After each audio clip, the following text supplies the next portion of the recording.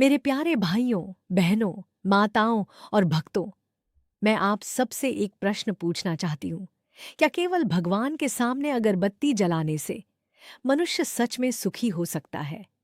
जरा मन लगाकर सोचिए भक्तों, अगर ऐसा होता तो इस संसार का हर व्यक्ति सुखी होता। लेकिन सच्चाई क्या है भाइयों और बहनों?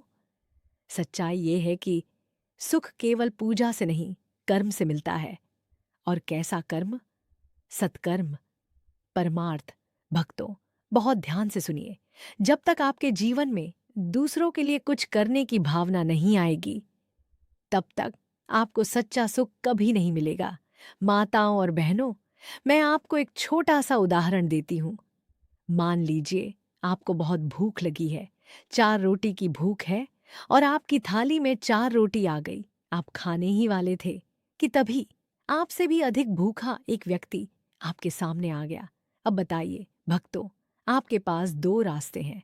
पहला, आप 4 रोटी खुद खा लें। दूसरा, अपनी 4 रोटी में से 2 रोटी उसे खिला दें और 2 खुद खा लें।